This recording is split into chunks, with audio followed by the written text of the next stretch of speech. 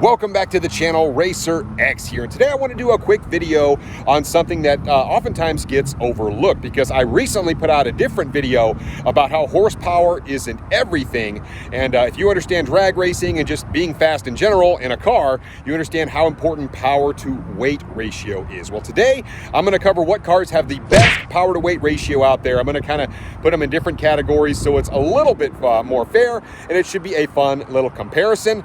And so without any further ado, let's jump right in. T-minus 15 seconds.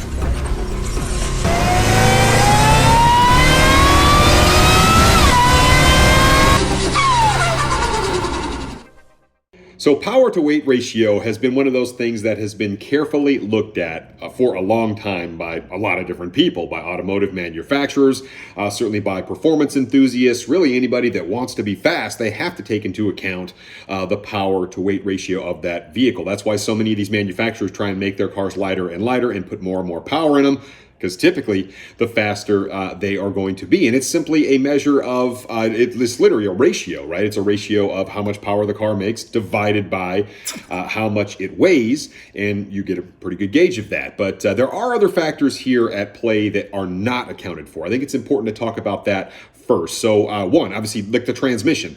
You have manual transmissions obviously out there, but for the purpose of what I'm doing here, we're going to talk about essentially all automatics for the most part, just to kind of keep things fair. And we're talking about base price, because I'm also basing this on 3 different price tiers just to keep things somewhat fair. It's a lot of ways to do this, but we're also now taking into account things like gearing, right? How much torque the car makes. I mean, sometimes you'll have high horsepower and low torque. Others have more torque than they do horsepower. And that plays a big part in just how fast a car can be. Certainly aerodynamics plays a part, especially at high speed. And then of course, power under the curve, what that actual torque curve looks like and that power curve looks like. Does it fall way off at the end? How high do these engines rev out? Lots of different variables at play. So, the power to weight ratio doesn't really capture all of that, but it gives us a decent idea. So a couple other quick caveats to the information I'm about to provide. I tried to find basically all the information on vehicles that are 2021. So basically new vehicles. I realized that, back in 1968, they made a car that made this and this, and I can't research every single car ever made, guys, but I'm trying to find basically newer cars that have the best power to weight ratio within their price class, as I would say it. So the first class that I actually want to talk about are cars that are under $40,000. And I feel like, that's kind of the affordable class in my mind in terms of base price, guys. I realize some of these things, you can spec these things out to be much more expensive. I'm literally looking at this from a base price perspective. If you were to go buy one of these at a base price, at sticker, mind you, I realize there's ADM out there as well, then yeah, it could get pretty expensive, but we're talking base price here. So let's just go ahead and jump right in. I tried to think about cars that don't make that much power, that are very light. So for example, I looked up like the Mazda Miata. I talked about that in a previous video not too long ago. Makes 181 horsepower, not an overwhelming amount of horsepower, 151 torque, which doesn't go into our equation. But the thing only weighs 2,345 pounds. So it is very light. So when you talk about the power to weight ratio of this thing, it is a 0.077. That is a measure of how many horsepower it makes per pound. So 0.77 is kind of where I started this at, but you'll see that there are a lot of other stuff that are a lot more powerful than that. So the next one on my list is the Camaro. So I went with the 1SS, not the 2SS, because basically same power plant, all that good stuff. And the 1SS is actually just slightly lighter. So 455 horsepower is what that car makes. It weighs 3,747 pounds. The automatic version does. The 10-speed for a power to weight ratio of a 0.121. So you can see the huge jump up there from the Miata that I spoke about before. And of course, then I maybe want to jump up to the Scat Pack. And we're talking about the Challenger, which is slightly lighter than the Charger version, 485 horsepower. So a jump up in horsepower, but also a big jump up in weight. You're talking about 4233, the automatic Scat Pack Challenger, which gives that a power to weight ratio of a 0.114. So less than the Camaro 1SS. And of course, the next one on the list naturally would be the Mustang GT. So the Mustang GT makes 400 and 60 horsepower. The automatic, the 10-speed in that weighs 3752 according to my research, which gives it a power to weight ratio of a 0.122, which is actually slightly better than the Camaro 1SS, but just barely. But the last one I want to bring up sort of in this little category is, of course, the LT1 Camaro, which essentially looks just like their V6 but has their V8 power plant. This is really the whole reason they put this car together, was power to weight ratio, right? For the guy that just wanted the speed without all the bells and whistles. Well, once again, 455 horsepower. This car weighs a little bit less at 3681, which gives it a more favorable power to weight ratio of a 0.123, which is actually slightly better than the Mustang. So of those four, of kind of those American pony cars, if you will, the Camaro LT1 actually came out on top. I do also want to mention that I just did a ton of research trying to figure out if maybe there was some other things out there that I just was forgetting about. Maybe something from Europe, something from Japan. There's a lot of different cars out there for under 40 grand. And I figured maybe there was some sort of sleeper out there that made really good power that was super light. And I just could not really find anything. I even looked up a smart car, which makes 89 horsepower. And it only weighs 2,050 pounds, just over a ton, but the power to weight ratio was not good on it at all, at a 0.043. So not really ideal there. I looked up a Mini Cooper, 228 horsepower, which is significant for a car that's that small. It weighs 2,895 pounds for a power to weight ratio, which is a little better at a 0.078, but not anywhere near what those American V8 cars made. And even like a Focus RS, yes, I realize that they don't make those anymore. 2018, I looked up that one, and just for comparison's sake, 350 horsepower, that's a lot out of that little car, and 350 pound-feet of torque as well. The car weighs 3,434 pounds. So a pretty solid measurement there, but still barely over one. It was a 0.101. And as you saw, the American V8s were up in the 0.12. So I just couldn't find anything else in that segment that really matched up with those American V8s in terms of power to weight. So if you guys think I missed something under 40 grand at a base price, please let me know. But as I can tell right now, in that segment, the Camaro LT1 is the winner. Now, the next segment, probably my favorite segment, are the cars that cost between $40,000 and $100,000. This is going to be a big old chunk of really what's available out there that's somewhat affordable for a lot of people out there. And I realize that's a relative term, but I think this makes for a really interesting comparison when you think about it. So I just jumped right in and started to look at things that came to my mind first of all. So for example, like the Cadillac ATS-V, I love that little car. 464 horsepower, packs quite the punch. And at 3803 in terms of weight, it's not super heavy. And that one came in at a 0.122, which is almost exactly what the American V8s came in at in the previous segment. Of course, this one costs more money. It's a Cadillac. I mean, you got a lot of interior stuff that comes with it that's really nice. But that was a good place for me to start. So then I thought, let me jump up to like a Porsche 718 or a Cayman.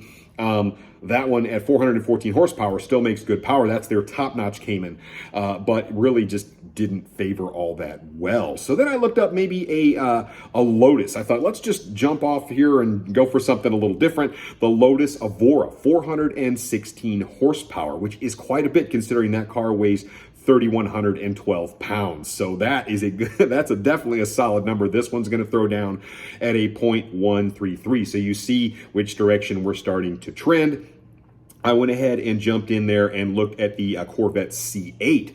495 horsepower with the Z51 package on it and 470 pound-feet of torque, 3,577 pounds, giving that one an even more favorable power-to-weight ratio at a 0.138. And as we know, that punches way above its weight mid-engine, and that sucker is a rocket, especially 0 to 60. So we're starting to climb up here. Now, I also decided to look at, say, some of the European competition out there. I looked at the BMW M4, which is a really nice car, 473 horsepower, so no slouch at all. And at only 3,830 pounds, makes for a pretty solid ratio, but still not quite enough for this segment. So that came in at a 0.123. So compared to, say, the Mustang GT or the Camaro, yes, but when we're talking about this segment, not quite so favorable, but still a very nice car. I also looked up the CT5V, the Blackwing. This is a pretty intriguing car to me. 668 horsepower, 659 pound-feet of torque in a manual in a Cadillac. How cool is that? But it's not exactly light. 4,092 pounds, making its power-to-weight ratio a 0.163. So you do see we're starting to jump up quite a bit here. So now here come the real contenders to me, right? So you've got the ZL1 Camaro. Yes, now we're talking about some boosted stuff that really gets up there in horsepower. 650 horsepower, 650 pound-feet of torque, and at 3,907 pounds makes for the ratio of a 0.166. So we are definitely starting to trend up. Now, the last two are very, very close in this segment. So you do have the Challenger Superstock. I realize the Hellcat Red Eye is out there. The regular Hellcat is out there, all of that good stuff. But the Superstock is the most powerful of the Challengers, and it weighs about the same as the Hellcat Red Eye. So obviously it made more sense to use that one. But the Superstock makes 807 horsepower. That is packing a serious punch. 707 pound-feet of torque out of that supercharged 2.7 liter blower, and 4,453 pounds. So that thing is not light, and that I think was its biggest downfall, but a really solid power-to-weight ratio nonetheless, because it makes so much power at a 0.181. So you jump way up to a 0.181 with that car. And of course, the last one I want to talk about is the Shelby GT500, and 760 horsepower, 625 pound-feet of torque, but it weighs significantly less than the Challenger does at 4,171, giving it a power-to-weight ratio of a 0.182, barely edging out the Superstock. They are very, very close. But the Shelby gets the nod in this segment. I looked for all other stuff, obscure stuff from Mercedes. I looked up Audis, all sorts of stuff like that. And when you get into the really powerful Audis and the really powerful Mercedes, they jump up into that six-figure mark. And that's, of course, the next segment up. So the winner, as far as I can tell, of the $40,000 to $100,000 class, unless I missed something, guys, let me know if I did, but is the Shelby GT500, just barely over the Superstock. Now, this next segment of cars are the cars that I like to call the crazies, right? I mean, these are $100,000 plus, and some of these reach all the way up into the millions. And yes, I probably could have made like a 100 to 200 segment in there, but I mean, you got to kind of stop it at some point. We're starting to talk about numbers that are just mind-numbing when you get to this level. And so I just want to put that out there. Not all of these are readily available. The average person really can't afford the vast majority of what I'm getting ready to talk about, but I think it's worth the conversation. So the first one I want to talk about is one of my favorite cars. It's the Porsche 911 Turbo S. It's kind of their bad daddy. Porsche tends to underrate their cars anyway, but 640 horsepower is what that car is rated at, and 3,646 pounds gives that a power-to-weight ratio of a 0.175, which actually is, you know, somewhat comparable to say like what the Superstock is, just under, but like I said, at a much higher price point, but a fantastic car nonetheless. Now we'll jump into something interesting that's kind of new on the radar. I've been doing a lot of content on it, but the Tesla Plaid. I mean, you know this is going to be part of the conversation, right? 1,020 horsepower, 1,050 pound-feet of torque at 0 RPM. What an insane machine that thing is. But it is heavy. It is 4,766 pounds because of all those batteries that's lugging around. But a really, really big-time power-to-weight ratio at a 0.214. So as you can see, we finally cracked into the twos with the Tesla Plaid. Next one on my list is something that's actually comparable to that, is the ZR1 Corvette, one of my favorite Corvettes ever made. What a fantastic, we're talking about a C7, of course.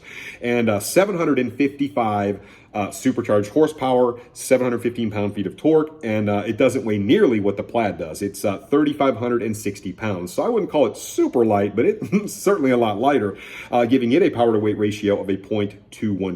So just under the Plaid, but very, very close. Now we're going to jump into some really wacky stuff. So the next one on my list here is the McLaren 765 LT. And I've never had a chance to drive one of these. I did drive a 720S. Many of you saw that. But what a great car. The 765 is 755 horsepower, 590 torque. But I mean, you're talking about a really fast accelerating car.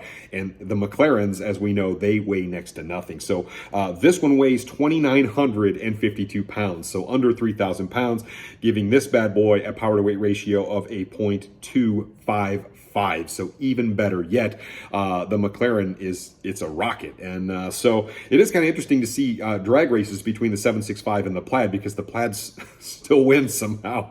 It's all that torque, but definitely the power to weight ratio, it is there for the McLaren. So the next one on my list is a beast of a car, the Bugatti Chiron. And you know I was going to have to mention it. 1,479 horsepower, 1180 on the pound-feet of torque. You're talking about a 16-cylinder with 4 turbos attached to it. What a monster. But it's not exactly light, 4,398 pounds. But because it makes so much power, it had an insane power-to-weight ratio of a 0.336. So the Chiron really threw down a number.